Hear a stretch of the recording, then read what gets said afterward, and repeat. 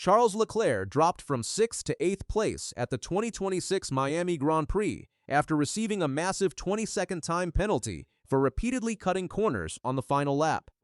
The Ferrari driver, who had been running in podium contention just moments earlier, spun at turn 3 while chasing Oscar Piastri, hit the wall, damaged his suspension, and then cut 4 separate corners trying to reach the finish line. The FIA stewards showed no mercy, handing him a converted drive-through penalty despite his car being barely drivable. I want to make something absolutely crystal clear to all my viewers. Everything you're about to see and hear in this comprehensive breakdown consists of real driver statistics, actual team communications, verified race data, and documented Formula One facts. No clickbait, no exaggeration, no speculation, just the unfiltered truth about what happened to Charles Leclerc in Miami and why the FIA made this controversial call. Let's set the scene. Lap 56 of 57 in Miami. Charles Leclerc is running 3rd place, having started from the 2nd row and actually led the opening laps of the race. Oscar Piastri has just overtaken him on the penultimate lap down the back straight, and Leclerc is now in 4th, just 0.7 of a second behind the McLaren. Here's where things get interesting. Leclerc admitted after the race that he intentionally didn't defend hard against Piastri because he wanted to use his battery deployment strategically on the final lap to retake the position. I pushed very hard on the second to last lap. I thought it was a good idea to kind of let Oscar go for me to get the overtake, Leclerc explained. But as he pushed through turn 3 on that final lap, the Ferrari snapped. Leclerc went into a full 360-degree spin and the left side of his SF26 clipped the wall. The impact broke his suspension and damaged the steering, making it nearly impossible to turn right. From running just 0.7 seconds behind Piastri for a potential podium, Leclerc suddenly found himself in a damaged car with George Russell 14 seconds behind and Max Verstappen 14.8 seconds back, both closing in fast. This is where the penalty situation unfolds. With his damaged Ferrari barely able to turn right, Leclerc cut 4 different corners on that final lap. Turn 4, Turn 8, Turn 11, and Turn 15. These weren't marginal track limit violations. These were full runoff area excursions where he straight-lined chicanes to keep the car moving. The first cut at Turn 4 happened almost immediately after the spin, and you could argue that was just him trying to gather the car. But turns 8, 11, and 15 were different. At those corners, Leclerc gained measurable time by avoiding the actual racing line completely. Even though his car was so damaged that he was losing overall pace, those shortcuts kept him ahead of Russell and Verstappen longer than he would have been otherwise.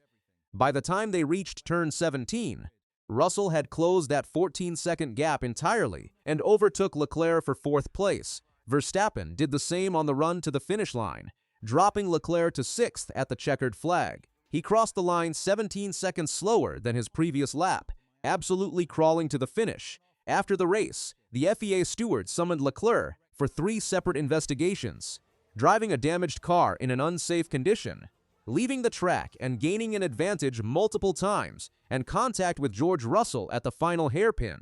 The Russell contact was cleared immediately.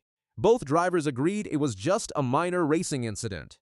The unsafe car investigation was also dismissed because the stewards found no evidence of there being an obvious or discernible mechanical issue that made the car dangerous to other drivers. No parts were falling off, and since it was the final lap, the safety risk was minimal. But the corner cutting? That's where they threw the book at him. The stewards imposed a drive-through penalty, which post-race gets converted to 20 seconds added to your race time. The official verdict stated, "We determined that the fact that he had to cut the chicanes meant that he gained a lasting advantage by leaving the track in that manner. The fact that he had a mechanical issue of some sort did not amount to a justifiable reason." That's a critical line. The FIA acknowledged Leclerc had damage. They acknowledged his car couldn't turn properly. But they ruled that mechanical problems don't give you a free pass to cut corners and gain time. The penalty was given specifically because of the number of times the car left the track and gained an advantage. It violated Article B1.8. 6 of the FIA Formula One regulations. The 20 seconds dropped Leclerc from 6th to 8th, putting him behind his teammate Lewis Hamilton and Alpine driver Franco Colapinto, who scored his best ever Formula One result as a beneficiary of the penalty. Former Formula One driver Christian Danner offered a fascinating perspective on why this penalty was so harsh. He believes the FIA was actually sending Leclerc a message. It was a harsh penalty, no question about it, but it was fair enough. Danner explained. He suggested that the 20-second penalty was actually lenient compared to what could have happened. Think about it this way. Leclerc drove a severely damaged car for an entire lap, cutting multiple corners. The FIA could have argued he was driving in an unsafe condition and disqualified him entirely from the race results. Instead, they cleared him on the safety charge but hammered him on the advantage gained. Danner's theory is that the stewards wanted to warn Leclerc that he got lucky. If parts had been visibly hanging off the car, or if debris had been scattering on track, he might have faced a DSQ instead of just losing 2 positions. The penalty was harsh, but it could have been catastrophic. Many fans on social media argued the penalty was excessive, given that Leclerc actually lost time overall and didn't finish ahead of Russell or Verstappen anyway. But the steward's logic was clear. You can't use damaged car handling as justification to ignore track limits repeatedly, even if you're struggling. The advantage was that without those shortcuts, he might not have made it to the finish at all, or he would have lost even more positions. Credit where it's due. Charles Leclerc didn't make excuses. Very disappointed with myself. The last lap mistake is all on me and it cost us P3 or P4. More likely it would have been a P4, but the P3 was still right there. He said immediately after the race, he was harder on himself than anyone else could be. I'm very disappointed with myself. Mistakes happen, but on the last lap of the race like that, it's frustrating and not the level where I should be at. Leclerc acknowledged that his aggressive push in turn 3, trying to set up an overtake on Piastri, was the wrong call at the wrong moment. He explained his thinking.